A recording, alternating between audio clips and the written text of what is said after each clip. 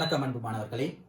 மீண்டும் ஹெட்டன் கல்வி வலய பணிமனையின் கல்வி பணிப்பாளர் திரு ஸ்ரீதரன் ஐயா அவர்களின் ஆலோசனை வழிகாட்டலுக்கு அமைய வித்யாஸ்ரீ வேலை திட்டத்தினூடாக உங்களை சந்திப்பதில் மகிழ்ச்சி அடைகின்றேன். நான் டி தயானந்தன், ஹெட்டன் கல்வி வலயத்தில் கணித பாட வளவாளராக கடமையாற்றுகின்றேன். சரி பிள்ளைகள், மாணவர்களே கவனிங்க. இன்றைக்கு நாங்க கேத்திர கணிதத்தினூடாக உங்களை சந்திக்கின்றேன். கேத்திர கணிதத்தில் காப்போத்த சாதாரண தர பரிசைக்கு தோற்றுள்ள மாணவர்களுக்காக நாங்கள் இன்று ஒரு கேத்திர கணித பகுதியில் வட்டம் தொடர்பான ஒரு விடயத்தினை ஆய்வு செய்வோம். ரைட், தெரியுது பிள்ளைகள் உங்களுக்கு ஸ்கிரீன்ல வட்ட நாட்பக்கல். வட்ட நாட்பக்கல் அப்படிங்கிற பாடம் உங்களுக்கு தெரியும். கிரேட் 11ல தரம் 11ல 24வது 3ஆம் தவணைக்கான ஒரு விடயமாக அமைகின்றது. அதை பற்றி நாங்கள் இன்றைக்கு ஆராய்வோம். ரைட், வட்ட நாட்பக்கல். வட்ட நாட்பக்கல்ல உங்களுக்கு தெரியும் தேர்ச்சிகள் உங்களுக்கு தெரியும். நாங்க பார்ப்போம். வட்டங்கள் தொடர்பான கேத்திர கணித எண்ணக்கருக்களை அடிப்படையாக கொண்டு முடிவுகளை எடுப்பதற்கு தர்க்க ரீதியாக சிந்திப்பர். அடுத்ததை பார்த்தமாக இருந்தா நாட்பக்கல்களில் வட்டத்தின் மீது அமையும் நாட்பக்கல் தொடர்பாக ஆராய்வர். வட்ட நாட்பக்கலொன்றின் புறக்கோணத்திற்கும் அகக்கோணத்துக்கும் இடையிலான தொடர்பை ஆராய்வர். இந்த மாதிரியான தேர்ச்சிகளை உள்ளடக்கிய பகுதி தான் இந்த வட்ட நாட்பக்கல். ரைட் பிள்ளை, நாங்க வட்ட நாட்பக்கல்னா என்னன்னு பார்ப்போம். ரைட், உங்களுக்கு தெரியும் வட்ட நாட்பக்கல், வட்டம் அது உள்ளுக்கே நாட்பக்கல். அப்போ உங்களுக்கு தெரியும் ஒரு நாட்பக்கலின் 4 உச்சிகளும் ஒரு வட்டத்தின் மீது அமைந்திருப்பின், ஒரு வட்ட நாட்பக்கலின் 4 உச்சிகளும் பிள்ளைகள் ஒரு வட்டத்தின் மீது அமைந்திருப்பின் அந்நாட்பக்கல் ஒரு வட்ட நாட்பக்கல் ஆகும். என்ன சொல்றாங்க? ஒரு வட்டத்தின் மீது, அதாவது ஒரு நாட்பக்கல்ல 4 உச்சிகள் காணப்படுது. அந்த 4 உச்சிகளும் வட்டத்தின் மீது அமைந்திருக்கணும். ரைட், இங்க நாங்க பார்ப்போம், உதாரணங்கள் பார்ப்போம். ரைட், முதலாவது படம் உங்களுக்கு பாருங்க காட்டியிருக்காங்க. ஒரு நாட்பக்கல் ஒரு வட்டம் காட்டப்பட்டிருக்கு. அப்ப இங்க சொல்லப்பட்ட வரைவிலக்கணத்துக்கு அமைய பாருங்க, ஒரு நாட்பக்கலின் 4 உச்சிகளும் ஒரு வட்டத்தின் மீது அமைந்திருப்பின் அந்நாட்பக்கல் ஒரு வட்ட நாட்பக்கல் ஆகும். அப்ப 4 உச்சிகள் இங்க பாருங்க பிள்ளைகள், 4 உச்சிகள். இங்க ஒரு உச்சி ஒன்று இருக்கு, இது ஒன்று, இது ஒன்று. 4 உச்சிகள்ல இந்த உச்சி வெளியில போயிருக்கு, வட்டத்துக்கு வெளியே போயிடுச்சு. ஆகவே இதை நாங்க வட்ட நாட்பக்கல்னு சொல்ல முடியாது. அடுத்த படத்தை பாருங்க. அடுத்த படத்துலயும் பாருங்க, வட்டத்துக்குள்ள அமைஞ்சிருக்க ஒரு நாட்பக்கல் காட்டப்பட்டிருக்கு. ஆனாலும் இத கவனிங்க பிள்ளைகள், இந்த 3 உச்சிகள் வட்டத்தின் மீது அமைந்திருக்கு. ஒரு உச்சி வட்டத்துக்கு உள்ள போயிடுச்சு, அதாவது பருதியில இல்ல. அந்த பருதியில 4 உச்சிகளும் அமைந்திருக்கணும். அப்ப பருதியில 4 உச்சிகளும் அமைந்திருந்தா தான் அதை நாங்க வட்ட நாட்பக்கல்னு சொல்லுவோம். அப்ப இந்த ஒரு உச்சி வட்டத்துக்கு உள்ள பருதிக்கு உள்ள அமைந்திருக்கிறனால நாங்க அதை வட்ட நாட்பக்கல்னு சொல்ல முடியாது. அடுத்தது கவனிப்போம் பிள்ளைகள், கவனிங்க. அடுத்து வட்ட நாட்பக்கல் அப்படின்னு சொன்னா இங்க பாருங்க, திரும்பவும் சொல்றேன், ஒரு நாட்பக்கலின் 4 உச்சிகளும் ஒரு வட்டத்தின் மீது அமைந்திருப்பின் அந்நாட்பக்கல் ஒரு வட்ட நாட்பக்கல் ஆகும். அப்ப இந்த வரைவிலக்கணத்துக்கு ஏற்ப பாருங்க, இங்க சொல்லப்பட்ட விடயம் 4 உச்சிகள் பாருங்க. நாட்பக்கல் ஒன்று 4 உச்சிகள், 1 2 3 4 உச்சிகள். அப்ப அந்த 4 உச்சிகளும் பாருங்க, 1 2 3 4 உச்சிகளும் வட்டத்தின் மீது அமைந்திருக்கு. ஆகவே இதை நாங்க வட்ட நாட்பக்கல்னு சொல்லுவோம். ஆகவே இங்க கொடுக்கப்பட்டதுல பாருங்க, A B C ல C தான் வட்ட நாட்பக்கலாக அமைகின்றது. இப்ப கிளியர் தானே? அதாவது உங்களுக்கு தெரியணும், வட்ட நாட்பக்கல் என்றால் நாட்பக்கல் ஒன்றின் 4 உச்சிகளும் ஒரு வட்டத்தின் மீது அமைந்திருக்கணும், வட்டத்தின் பருதியில் அமைந்திருக்கு. ஆக வட்டத்தின் பருதிகள் அமைஞ்சிருக்கு பாருங்க, பருதியில அமைஞ்சிருக்கு. 4 உச்சிகளும் வட்டத்தின் பருதியில் அமைஞ்சிருக்கிறனால அதை நாங்க வட்ட நாட்பக்கல்னு சொல்லுவோம். ஓகே பிள்ளைகள், ரைட். இதுல பாருங்க பிள்ளைகள் காட்டியிருக்காங்க. பாருங்க உதாரணங்களா இங்க சொல்லப்பட்ட 4 படங்கள் காட்டப்பட்டிருக்கு. இதுல 4 உச்சிகளையும் பாருங்க, இதுல 4 உச்சிகளையும் பாருங்க. இந்த நாட்பக்கல் 4 உச்சிகளும் வட்டத்தின் மீது அமைந்திருக்கிறான்னு பாருங்க. இந்த 4 படங்களையுமே இந்த நாட்பக்கல் 4ம் வட்டத்தின் மீது, நாட்பக்கல் உச்சிகள் 4ம் வட்டத்தின் மீது அமைந்து காணப்படுது. 4 உச்சிகளும் வட்டத்தின் மீது அமைந்திருக்கிறனால இதுகளை நாங்க சொல்லுவோம் வட்ட நாட்பக்கல். அப்ப வட்ட நாட்பக்கல் என்ற கான்செப்ட் வந்து உங்களுக்கு நல்ல கிளியரா இருக்கும்னு நினைக்கிறேன். ரைட், அடுத்து நாங்க பார்ப்போம். ரைட், இப்பதான் நாங்க பார்க்க போறோம் இந்த வட்ட நாட்பக்கல் தொடர்பாக எங்களுக்கு தெரிஞ்சிருக்க வேண்டிய தேற்றங்கள். அப்ப இந்த தேற்றங்களை நீங்க சரியா தெரிஞ்சுக்கொண்டீங்களா இருந்தா காப்போத்த சாதாரண தர பரீட்சைக்கு வர வினாக்களை உங்களுக்கு இலகுவாக விடையளிக்க முடியும். ரைட், அப்ப நாங்க இதுல பார்ப்போம். முதலாவது தேற்றத்தை பார்ப்போம். முதலாவது தேற்றம் வட்ட நாட்பக்கல்ல முதலாவது தேற்றம் என்ன சொல்றாங்கன்னா, ஒரு வட்ட நாட்பக்களின் எதிர்கோணங்களின் கூட்டுத்தொகை மிகை நிரப்பியாகும். ஒரு வட்ட நாட்பக்களின் எதிர்கோணங்களின் கூட்டுத்தொகை மிகை நிரப்பியாகும் பிள்ளைகள். அப்ப உங்களுக்கு இங்க பாருங்க, வட்ட நாட்பக்கல்ட எதிர்கோணங்கள் இப்ப நீங்க படிச்சிருப்பீங்க. இதுக்கு முன்ன நாங்க தரம் 10 பாடப்பரப்புல வட்டங்கள் தொடர்பான தேட்டங்கள்லாம் படிச்சிருக்கோம். ஆகவே இதுல ஓரளவு நாங்க தரம் 11 உள்ள பாடம்னால உங்களுக்கு 3ஆம் தவணைக்குரிய பாடம்னால உங்களுக்கு இலகுவா இதுல நிறைய விடயங்கள் நீங்க படிச்சிருக்கிறனால நான் இங்க சொல்லப்பட்ட விடயங்கள் ஓரளவு உங்களுக்கு கிளியரா விளங்கும் நினைக்கிறேன். இதுல சொல்லியிருக்காங்க பாருங்க, ஒரு வட்ட நாட்பக்களின் எதிர்கோணங்கள். அப்ப இந்த வட்ட நாட்பக்களை நாங்க பார்ப்போம். ரைட், இப்ப இதுல காட்டப்பட்டிருக்கு வட்டத்தின் மீது ஒரு வட்ட நாட்பக்கள் அமைஞ்சிருக்கு. இது எதிர்கோணங்கள். எதிர்கோணங்கள் மிகை நிரப்பி. அப்ப எதிர்கோணங்கள் அடுத்தது மிகை நிரப்பி. அப்ப எதிர்கோணங்கள் அப்படின்னு சொன்னா பாருங்க, இதுல இப்ப இது ஒரு கோணம் எடுத்தோம்னா நாங்க இதுக்கு எதிரான கோணம்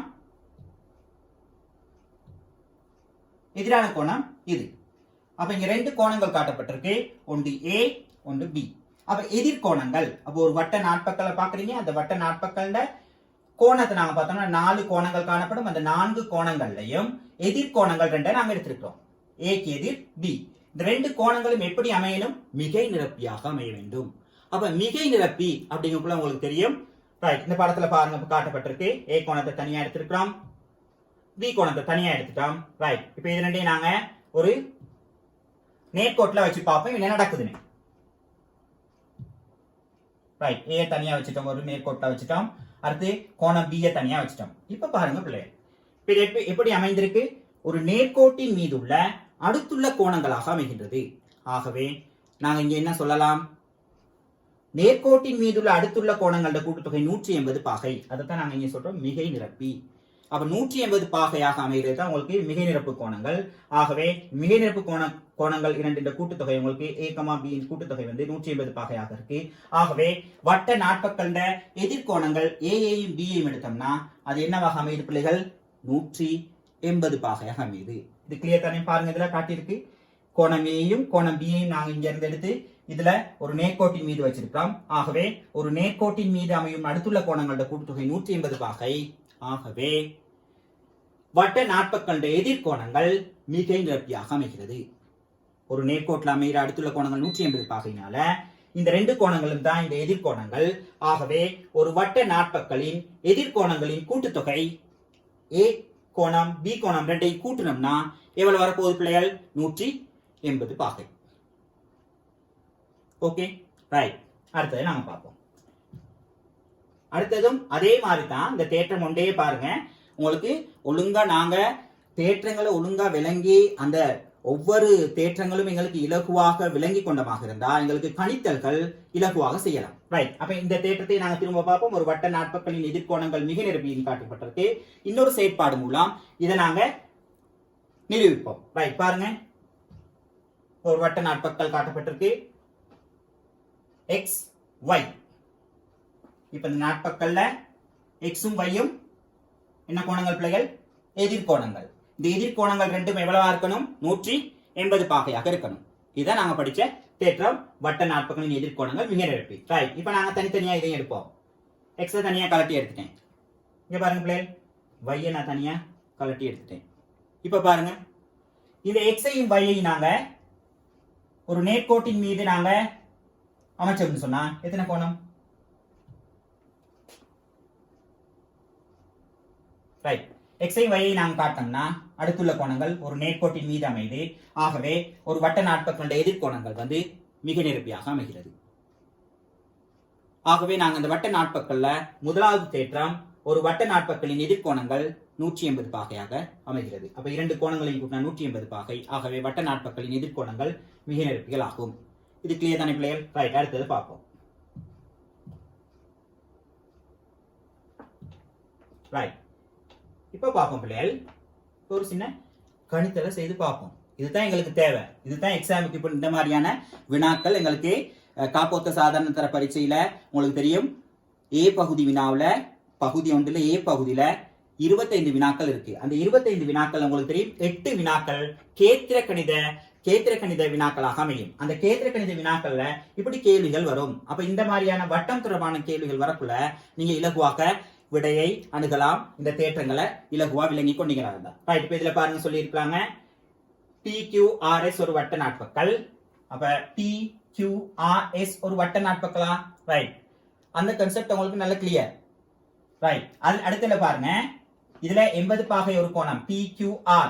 இந்த கோணம் PQR வந்து 80 பாகை காட்டப்பட்டிருக்கு. கோணம் QPS வந்து 65 பாகை காட்டப்பட்டிருக்கு. ரைட்.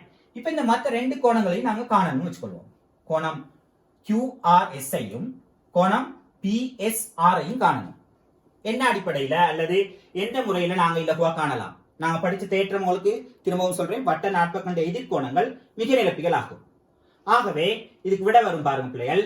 கோணம் PQR 80 பாகை கொடுக்கப்பட்ட தரவு, QPS தரவுல படத்துல காட்டி இருக்கிறாங்க 65 பாகை.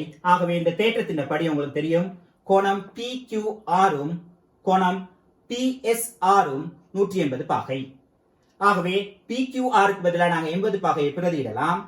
PSR காட்டப்பட்டிருக்கு 180 பாகை. அப்ப ரெண்டு கோணத்தையும் கூட்டினா 180 பாகை. ஆகவே கோணம் PSR 180ல இருந்து என்ன செய்ய போறீங்க? இந்த 80 பாகையை கழிச்சு விட போறீங்க. ஆகவே கோணம் PSR வந்து எவ்வளவு இருக்கும் பிள்ளைகள்? 100 பாகையாக இருக்கும். ஆகவே கோணம் PSR 100 பாகை. இந்த 100ஐயும் 80ஐயும் கூட்டினா 180. ஆகவே சொல்லப்பட்ட தேற்றமும் உங்களுக்கு நான் முதல்ல விளங்கப்படுத்தினேன். ஒரு நாட்பக்கண்ட எதிர்கோணங்கள் மிகை நிரப்பிகளாகும். ஆகவே இந்த ரெண்டு கோணங்களையும் கூட்டினா 180 பாகை. ஆகவே கோணம் PSR வந்து 100 பாகையாக இருக்கு. இது கிளியர் தானே பிள்ளைகள்? ரைட். அடுத்த பகுதிக்கு போவோம். கோணம் QRS காண போறீங்க. அப்ப இந்த QRS காண்றதுக்கு நாங்க என்ன செய்வோம்? இந்த QRS ஐயும் கோணம் QPS ஐயும் கூட்டினா 180 பாகைன்னு தெரியும். ஆகவே இந்த 65 பாகையும் கோணம் QRS ஐயும் கூட்டினா 180 பாகை.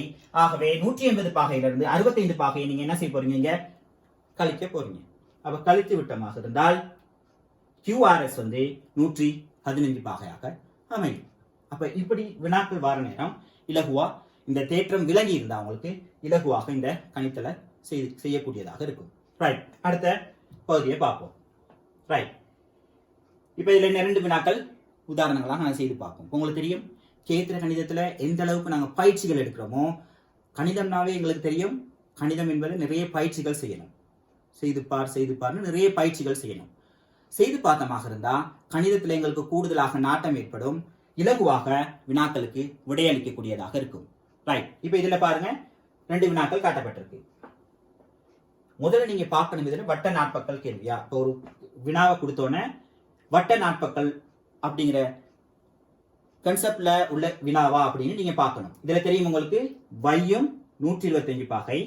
அப்ப இந்த படத்துல வட்ட நாட்பக்கல் இதுலயும் பாருங்க 70 பாகை எக்ஸ். அப்ப அந்த 70 பாகையும் எக்ஸும் காட்டப்பட்டிருக்கு. அப்ப இங்க கேட்கப்பட்ட கேள்வி தரப்பட்ட தகவல்களை பயன்படுத்தி குறியீடுகளால் தரப்பட்டுள்ள கோணத்தின் பருமனை காண்க. அப்ப இந்த குறியீடுகளால காட்டப்பட்ட கோணங்கள் இங்க எக்ஸ காணணும், அந்த படத்துல வையை காணணும். ரைட். இப்ப நாங்க படிச்ச தேற்றத்தின் படி உங்களுக்கு தெரியும் ஒரு வட்ட நாட்பக்கண்ட எதிர்கோணங்கள் மிகை நிரப்பி. அப்ப இதுல ஒண்ணும் இல்ல பிள்ளைகள், நேரடியா என்ன செய்வீங்க? நேரடியாக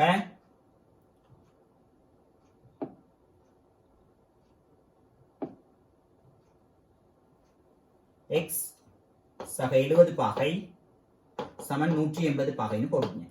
பக்கத்துல வேணா நீங்க வட்ட நாட்பக்கண்ட எதிர்கோணங்கள் மிகை நிரப்பின்னு எழுதலாம். ரைட். இப்போ என்ன செய்வீங்க? x சமன் 180 சய 70. ஆகவே x சமன் 110 பாகை. இதுல பாருங்க பிள்ளை, x ஐயும் 70ஐயும் கூட்டினா 180. ஆகவே x காண்றதுக்கு என்ன செய்ய போறீங்க? இந்த 180 இருந்து 70 பாகையை கழிக்க போறோம். ஆகவே 110 பாகை. அப்ப வட்ட நாட்பக்கண்ட எதிர்கோணங்கள் வந்து மிகை நிரப்பிகளாக இருக்கும் சந்தர்ப்பத்துல இந்த வினாவுக்கு நாங்க இலகுவா விடையளிக்கலாம். ரைட். அடுத்த படம் அதே தான் காட்டப்பட்டிருக்கு. ஒரு வட்ட நாட்பக்கல் காட்டப்பட்டிருக்கு.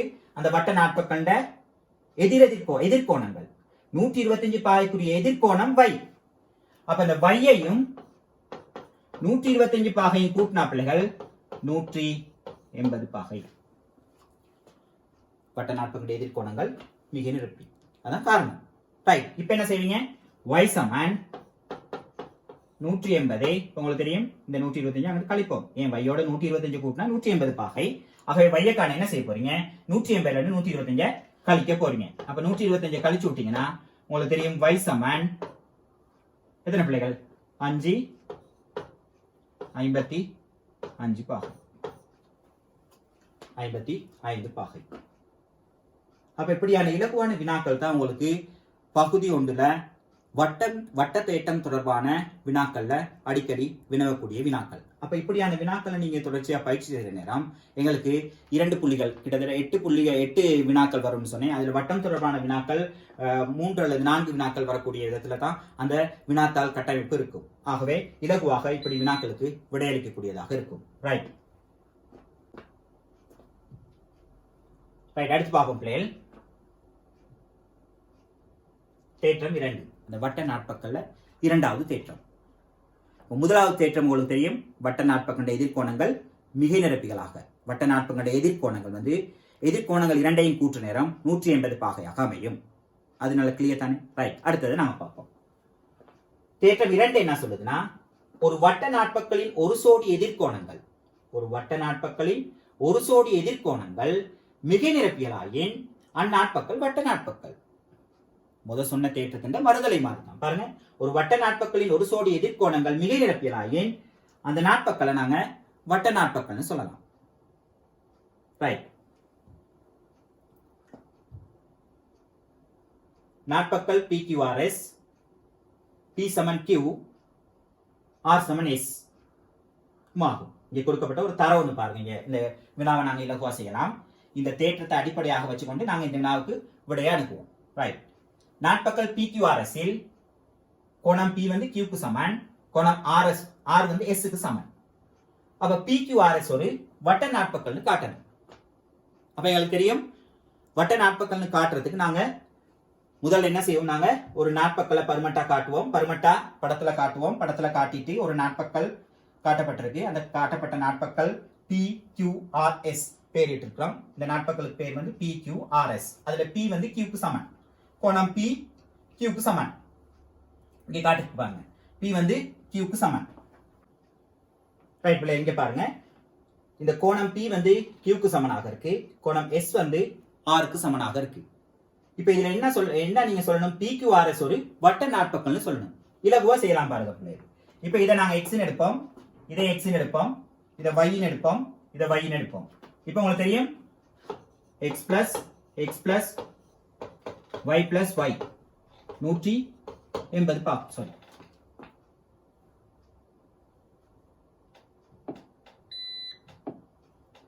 x plus y plus y ஒரு நாட்பக்கண்ட அகக்கோணங்களோட கூட்டுத்தொகை வந்து 360 பாகை.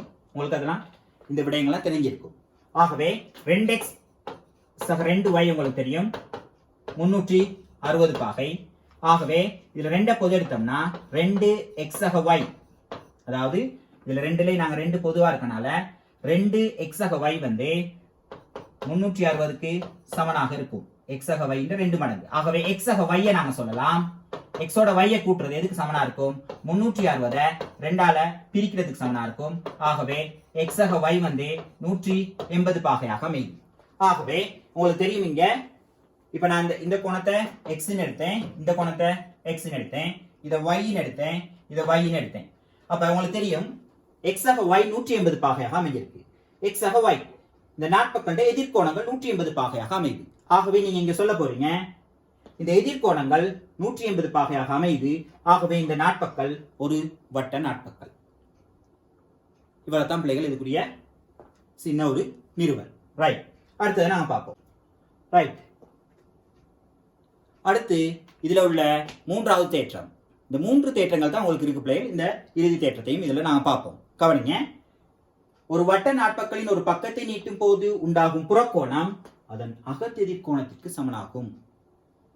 என்ன சொல்ல போறீங்க? ஒரு வட்ட நாட்பக்கண்ட ஒரு பக்கத்தை நீட்ட போறீங்க. ஒரு பக்கத்தை நீட்ட நேரம் உண்டாகிற புறக்கோணங்கள் உங்களுக்கு தெரியும். பக்கங்களை நீட்ட நேரம் உண்டாகிற புறக்கோணங்கள் அதை பற்றி நாங்க முன்னைய வகுப்புகளை படிச்சிருப்பீங்க. ரைட், இப்போ வட்ட நாட்பக்கல் பாருங்க, இங்க காட்டப்பட்டிருக்கு. வட்ட நாட்பக்கல் எடுக்கிறேன், இந்த வட்ட நாட்பக்கல் நல்ல கிளியரா உங்களுக்கு விளங்குது. அதுல ஒரு பக்கத்தை நீட்டுறேன், உண்டாகிற புறக்கோணம் நான் காட்டுறேன். இதுல பாருங்க புறக்கோணம் வருது. இந்த புறக்கோணமானது பாருங்க பக்கத்தை நீட்டும் போது உண்டாகும் புறக்கோணம், ஒரு வட்ட நாட்பக்கண்ட ஒரு பக்கத்தை நீட்ட நேரம் உண்டாகிற புறக்கோணம் அதன் அகத்தெதிர்கோணத்திற்கு, இந்த மஞ்சள்ல காட்டப்பட்டது புறக்கோணமாக இருக்கு, அந்த புறக்கோணத்துக்குரிய அகத்து எதிர்கோணம் நீல கலராக இருக்கு. இந்த புறக்கோணத்துக்கு அகக்கோணத்துக்கு எதிர்கோணம், அப்ப இது புறக்கோணம், இது அகக்கோணம், அகத்து எதிர்கோணம் இந்த ப்ளூ கலர் கோணம். ஆகவே இந்த ப்ளூ கலர் கோணத்தையும் நாங்க இந்த எல்லோ கலர் கோணத்தையும் என்ன தொடர்புபடுத்தி பார்ப்போம், எடுத்து பார்ப்போம். ரெண்டையும் தனித்தனியாக எடுப்போம். அதாவது நான் எடுத்திருக்கிறேன் ஒரு வட்ட நாட்பக்கண்ட ஒரு பக்கத்தை நீட்ட நேரம் உண்டாக்குற புறக்கோணம், அடுத்தது அதண்ட அகத்து எதிர்கோணம். இது ரெண்டும் எப்படி அமையுதுன்னு பார்ப்போம். இது ரெண்டு பாருங்க எப்படி அமைய போகுதுன்னு, ஒன்றோடு ஒன்று பொருந்தது. ஆகவே இதுல இருந்து நாங்க என்ன முடிவுக்கு வரலாம், ஒரு வட்ட நாட்பக்கலின் ஒரு பக்கத்தை நீட்டும் போது உண்டாகும் புறக்கோணம் பிள்ளைகள் அதன் அகத்தெதிர்கோணத்திற்கு சமனாக அமையுது. ஆகவே இந்த புறக்கோணம் அதன் அகத்தெதிர்கோணத்திற்கு சமனாக அமைகின்றது. ரைட். இன்னொரு செயற்பாடாகவும் நாங்க பார்ப்போம். முதல்ல செஞ்ச மாதிரி நாங்க தனித்தனியா கலட்டி எடுப்போம். இந்த புறக்கோணத்தை தனியா எடுத்து, இந்த அகக்கோணத்தை தனியா எடுத்துட்டேன், புறக்கோணத்தையும் தனியா நான் எடுக்கிறேன். எடுத்துட்டு எக்ஸ தனியா எடுத்துட்டேன் பிள்ளைகள். அடுத்தது இந்த எக்ஸ கொண்டு வையோட பொறுத்துறேன். ஆகவே ஒன்றோடு ஒன்று பொருந்தது. ஆகவே இந்த வட்ட நாட்பக்கல்ட புறக்கோணமானது அந்த அகத்து எதிர்கோணத்திற்கு சமனாக இருக்கு. ஆகவே வட்ட நாட்பக்கல் ஒன்றின் புறக்கோணமானது ஒரு பக்கத்தை நீட்டும் போது உண்டாகும் புறக்கோணம், நல்ல கிளியரா விளங்கிக் கொள்ளுங்க, ஒரு பக்கத்தை நீட்டுற நேரம் உண்டாகிற புறக்கோணம் அதன் அகத்தெதிர்கோணத்திற்கு சமனாக இருக்கு. இதுல பாருங்க பிள்ளைகள், திரும்பவும் சொல்றேன்,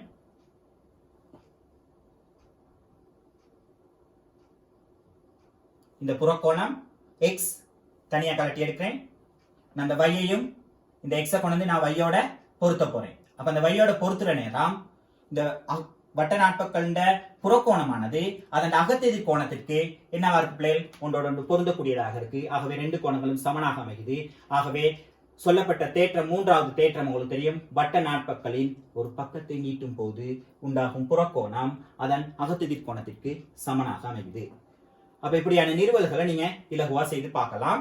நிறுவல்களுக்கு முதல்ல நாங்க இன்னொரு வகுப்புல நாங்க நிறுவல்கள் கூடுதலாக பகுதி 2க்கு தான் நிறுவல்கள் வரும். பகுதி 1ல உங்களுக்கு கணித்தல் வினா தான் கேட்பாங்க. அப்ப கணித்தல் வினாவை இலகுவா செய்யலாம். பாருங்க, இதுல இந்த உதாரண கணக்குல நாங்க இதுல பார்ப்போம். ரைட், 110 பாகை காட்டப்பட்டிருக்கு, எக்ஸ் காட்டப்பட்டிருக்கு.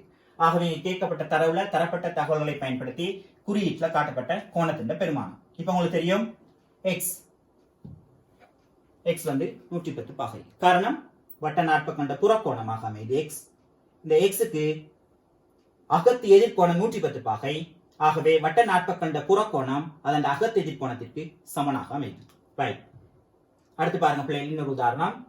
இதெல்லாம் நாங்க கடந்த கால வினாக்கண்ட தொகுப்புல எடுத்திருக்கிறோம். அதாவது கடந்த கால வினா, கடந்த 2016ஆம் ஆண்டு வந்து ஒரு வினா. இதுல பாருங்க, இதுல ஒரு முக்கோணி காட்டப்பட்டிருக்கு. இந்த முக்கோணி உங்களுக்கு தெரியும், இருசம்பக்க முக்கோணி. இது தொடர்பாக நாங்க ஏற்கனவே படித்த விடயங்கள். இருசம்பக்க முக்கோணி காட்டப்பட்டிருக்கு. அந்த இருசம்பக்க முக்கோணியில ஒரு கோணத்தை இங்க எக்ஸ் எடுத்துட்டோம். அந்த எக்ஸ் என்ற கோணம் இந்த வட்ட நாட்பக்கலோட தொடர்புபடுத்தி இருக்காங்க. அவ்வளவுதான். அப்ப இது ரெண்டையும் ஒன்றோடு தொடர்புபடுத்துற நேரம் பாருங்க பிள்ளைகள், இது எக்ஸ்.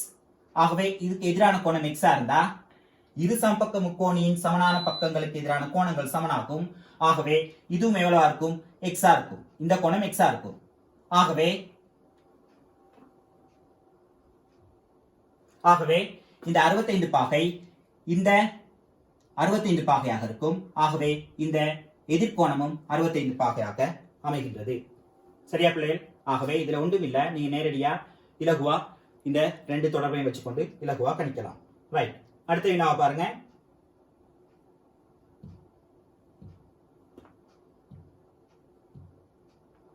ரைட். இதுல பாருங்க, ஒருவில் தரப்பட்டுள்ள தகவல்களை கொண்டு சிடிஏயின் பெருமானத்தை காண்க.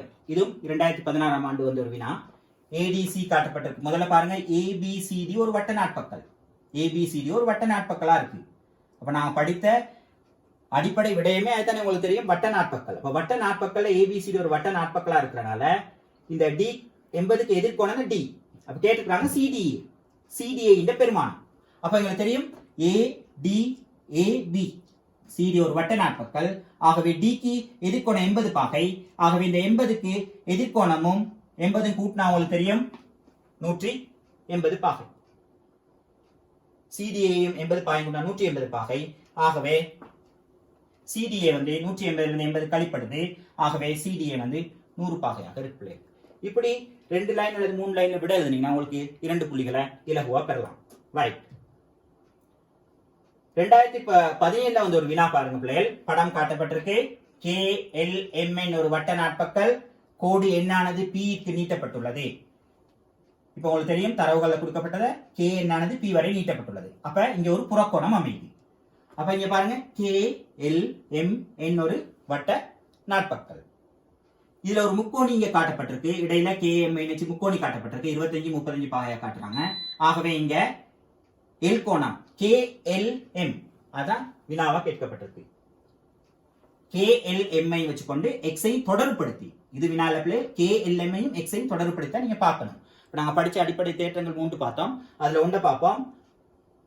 வட்ட நாட்பக்கண்ட ஒரு பக்கத்தை நீட்டுற நேரம் உண்டாகிற புறக்கோணம் x அதன் அகத்து எதிர்கோணம் அப்ப எல்லுக்கு சமனா இருக்கணும். அப்ப இதுல பாருங்க பிள்ளைகள் உங்களுக்கு காட்டப்பட்டிருக்கு. ஒவ்வொரு படிமுறையா நாங்க பார்ப்போம்.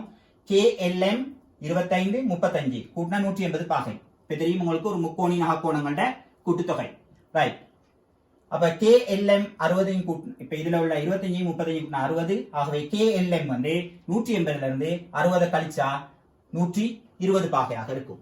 அப்ப இது 120 பாகையாக இருக்கிற நேரம் பிள்ளைகள் இந்த புறக்கோணம் இந்த வட்ட நாட்பக்கண்ட புறக்கோணம் அதன் அகத்து எதிர்கோணத்துக்கு சமனாக இருக்கும். ஆகவே எக்ஸும் எவ்வளவா இருக்கும் 120 பாகை. இலகுவாக இந்த விடையை நீங்க இப்படியாக தேற்றங்களை படிச்சீங்களாக இருந்தா இந்த மாதிரியான வினாக்களை இலகுவாக நீங்க விடைய கண்டுபிடிக்கலாம். இறுதியா இந்த வினாவையும் பார்த்துட்டு நாங்க இந்த காணொலியை நிறைவு செய்வோம். கவனிங்க. இறுதியாக ரைட் தரப்பட்டுள்ள உருவில் ABCE ஒரு இணைகரம். ABCD ஆகிய 4 புள்ளிகளும் பாருங்க A, B, C, D ஆகிய 4 புள்ளிகளும் வட்டத்தின் மீது உள்ளன. தரப்பட்டுள்ள தகவலுக்கேற்ப ECDயின் பெருமானத்தை காண்க. இது 2018 வந்த ஒரு வினா. காண வேண்டிய தரப்பட்ட தரவுகளை நல்லா அவதானிய பிள்ளைகள். தரப்பட்ட தரவுகள் சமாந்தரம் காட்டப்பட்டிருக்கு, எதிர்பக்கம் காட்டப்பட்டிருக்கு. ஆகவே இதுல நாங்க படிச்சிருக்கிறோம் இந்த நாட்பக்கல் இது வட்ட நாட்பக்கல் இல்ல. ABCE வந்து வட்ட நாட்பக்கல் அல்ல. ஆனா எங்களுக்கு தெரியும் இது ஒரு இணைகரமா எடுக்கலாம். ஒரு சோடி எதிர்பக்கங்கள் சமனும் சமாந்தரமாக அமையும் போது இது ஒரு இணைகரம். ஆகவே இந்த இணைகரம் அடுத்தது வட்ட நாட்பக்கல் அடுத்து நாங்க படிச்சிருக்கிறோம் சமாந்திர கோடுகளுக்கு இடையிலான சமாந்திர கோடுகள் வாரமான தொடர்புடைய கோணங்கள். இதெல்லாம் எங்களுக்கு கிளியரா இருந்தா பிள்ளைகள் இந்த ECD பெருமானத்தை இலகுவாக கண்டுபிடிக்கலாம். பாருங்க ஒவ்வொரு பகுதியா நான் சொல்றேன். முதலாவது நான் காண வேண்டியது BAE யோட 100 பாகையை கூட்டினா 180 பாகை. ஏன் உங்களுக்கு தெரியும் இது ரெண்டையும் கூட்டினா உங்களுக்கு அடுத்துள்ள கோணங்கள். அடுத்துள்ள கோணங்கள்னால இந்த BAE வந்து 80 பாகையாக இருக்கும். ரைட். அப்ப 80 பாகைன்னு கண்டுபிடிச்சிட்டோம். அடுத்து நாங்க போறோம் பாருங்க எப்படி போறோம். அடுத்து BAE BCE ஏன் இந்த 80 பாகை வந்து இந்த C கோணத்துக்கு இப்ப தெரியுமா உங்களுக்கு இது 80 பாகையா இருந்தா இந்த A கோணம் வந்து இந்த C கோணத்துக்கு அதாவது BAE வந்து கோணம் BCE சமனா இருக்கும். காரணம் இணைகரத்தின் எதிர்கோணங்கள் சமன். அதுல வந்துட்டோம். ரைட். அடுத்து நாங்க சொல்றோம் BCD வந்து 100 பாகை. ஏன் 100 பாகை உங்களுக்கு தெரியும் வட்ட நாட்பக்கல் எதிர்கோணங்கள். வட்ட நாட்பக்கல் ஒரு பக்கத்தை நீட்டும் போது உண்டாகும் புறக்கோணம் அதன் அகத்து எதிர்கோணத்துக்கு சமனாக இருக்கும். ஆகவே BCD பாருங்க வட்ட நாட்பக்கல் ABCD இந்த இவ்வளவு கோணமும் BCDயும் கோணம் BADயும் எதிர்கோணங்கள். அப்ப BCD வந்து 100 பாகையாக இருக்கும். ஆகவே நாங்க காண வேண்டியது வந்து BCD சமன் இந்த BCD கோணத்துல பாருங்க 2 கோணங்கள் அமைஞ்சிருக்கு. அதான் காண வேண்டிய ஒரு கோணம் ECDயும் இதுல இருக்கிற BCEயும். ஏற்கனவே BCE எங்களுக்கு தெரியும் 100 பாகைன்னு தெரியும். BCE வந்து 100 பாகைன்னு எங்களுக்கு கண்டுபிடிச்சு வச்சிருக்கோம். ஆகவே 80 பாகை பிளேயர் BCE 80 பாகை. ஏன்னா இது வந்து 80 பாகையா இருக்கனால இது 80 பாகை. ஆகவே 100 பாகையோட 100 பாகை வந்து எதுக்கு சமனா இருக்கு. இந்த 100 பாகை இந்த முழுக்க BCD 100 பாகை வந்து 80ஓட ECD கூட்டுறதுக்கு சமனாக இருக்கும் பிளேயர். ஆகவே ECD காண என்ன செய்ய போறீங்க? 100ல இருந்து 80 கழிக்க போறீங்க. அப்ப 100 பாகையில இருந்து 80 பாகை நாங்க என்ன செய்ய போறோம்? இந்த 80 பாகையை இது முழுக்க எங்களுக்கு இருக்கிற 100 பாகை. அப்ப 100 பாகையில இருந்து இந்த 80 பாகை நாங்க கழிச்சு விட்டோம்னு சொன்னா 20 பாகையாக அமையும். அப்ப இப்படி நாங்க இந்த மாதிரியான வினாக்கள்ல இருக்கிற பகுதிகளை நல்லா, அதாவது கேள்வியை நல்லா வாசிச்சு பிள்ளைகள் என்ன கேட்கப்பட்டிருக்கு, எந்த அடிப்படையில இந்த வினாவுக்கு விடை அணுகலாம் அப்படின்னு நாங்க வட்ட நாட்பக்கள் தொடர்பான இந்த 3 தேற்றங்களை நாங்கள் பயன்படுத்தி இவ்வாறான வினாக்களுக்கு எங்களுக்கு இலகுவாக விடையளிக்கக்கூடியதாக இருக்கும். ஆகவே இன்றே உங்களுக்கு நான் சொல்லப்பட்ட விடயம், இன்று நாங்கள் உங்களோட கலந்துரையாடப்பட்ட விடயம் உங்களுக்கு தெரியும். வட்ட நாட்பக்கள் தொடர்பான விடயங்கள். வட்ட நாட்பக்கள்னா என்னது? வட்ட நாட்பக்கள் உள்ள 3 தேற்றங்கள். அந்த 3 தேற்றங்களையும் நாங்கள் பிரதானமா பார்த்தோம். அதில் உள்ள விடயங்களை அடிப்படையாக கொண்டு கணித்தல் தொடர்பான விடயங்களை, அதாவது எங்களுக்கு வரக்கூடிய வினாக்கள், இதுவரைக்கும் வந்த வினாக்கள் அடிப்படையில் நாங்கள் கூடுதலாக கலந்துரையாடினோம். ஆகவே இது தொடர்பான மேலதிக பயிற்சிகளை நீங்க அந்த பாட புத்தகங்கள் உள்ள பயிற்சிகள், அடுத்தது கடந்த கால வினாக்கள் உள்ள பயிற்சிகளை செய்தீங்கன்னு சொன்னா இந்த மாதிரியான வினாக்களுக்கு இலகுவாக புள்ளிகளை பெற்றுக்கொள்ளலாம் மாணவர்களே. ஆகவே அன்பு மாணவர்களே, இன்றைய காணொலி நிகழ்ச்சியை இத்துடன் நிறைவு செய்கின்றேன். ஆகவே மீண்டும் உங்களை இன்னொரு காணொலியில் சந்திக்கும் வரை நன்றி, வணக்கம்.